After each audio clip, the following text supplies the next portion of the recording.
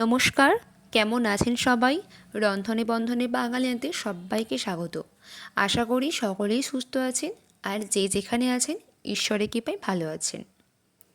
আজকে আমি আপনাদের ঘরে দেখাবো খুব সহজে ঘরোয়া কিছু টিপস ফলো করে কীভাবে রসমালাই ঘরেতেই বানাবেন সেই রেসিপি। তো চলুন শুরু করা যাক আজকের রেসিপি রসমালাই। রসমালাই বানানোর জন্য আমি এখানেতে 1 কেজি দুধ নিয়েছি। আমুল গোল্ড যে দুধটা হয় আমি সেই দুধ ব্যবহার করেছি। আপনারা চাইলে এমনি দুধও ব্যবহার করতে পারেন, আবার আমুল দুধও বানাতে পারেন, কিন্তু আমুল গোল্ড এই দুধটা খুব ভালো, মানে প্রচণ্ড মোটা তো, তাই মিষ্টি বানানোর ক্ষেত্রে খুব ভালো হয়। দুধটা আমার খুব ভালো করে ফুটে গেছে, দেখতেই পাচ্ছেন কড়াইয়ের গায়েতে আস্তে আস্তে যে দুধের যে সরটা সেটা পড়তে আরম্ভ করেছে। দুধটা আমার ফুটে গেছে, ফুটে যাওয়ার পর 5 মিনিট আমি গ্যাসটা বন্ধ করে রেখে দিয়েছিলাম। এরপর একটা কাপেতে আমি 3 চামচ ভিনিগার আর 6 চামচ জল নিয়েছি।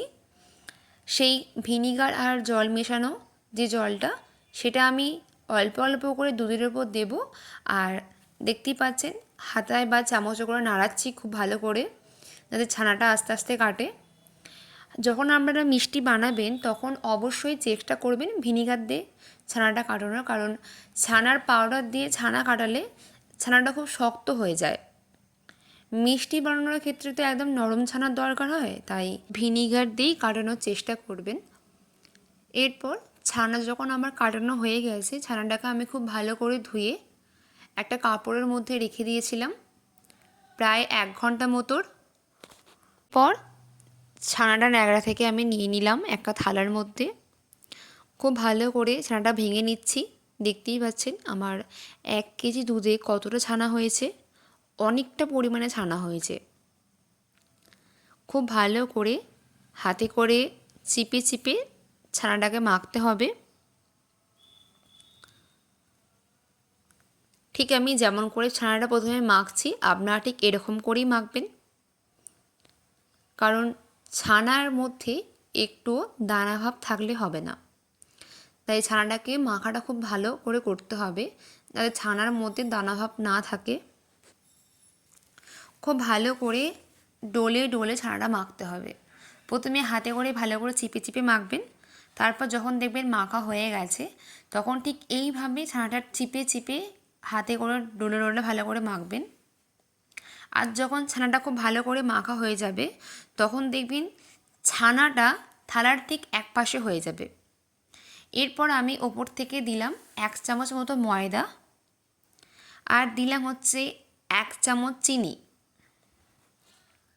সামান্য পরিমাণে একটুখানি খাবার সোডা দিয়েছি আমি, আপনারা চাইলে না দিতেও পারেন। এরপর খাবার সোডা যখন দেওয়া হয়ে গেছে সমস্ত কিছুটাকে আমি খুব ভালো করে মাখিয়ে নেব। ছানা মাখানো আমার একদম হয়ে গেছে। এবার আমি এখান থেকে ছোট ছোট করে ছানাটাকে নেব আর ঠিক একটা শেপ দেবো, যেমন রসমালাইয়ের শেপ হয়।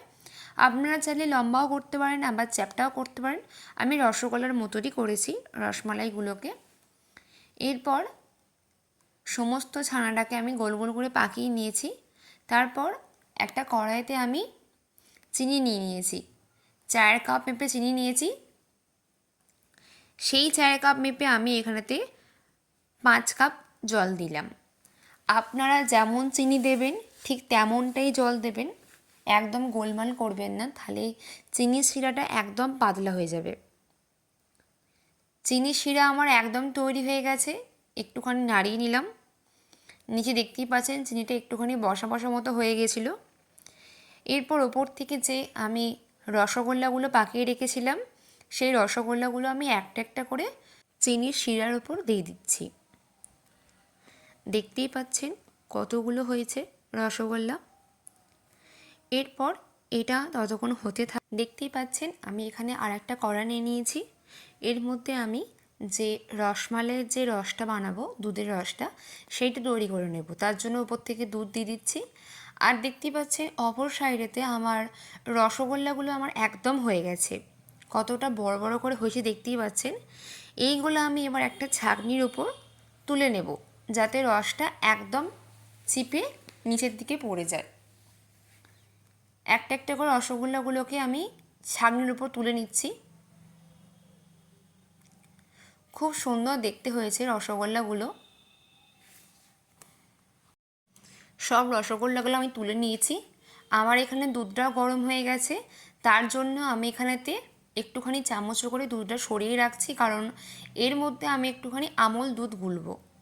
আমল দুধ দিলে খুব ভালো রসমালাই খেতে লাগে।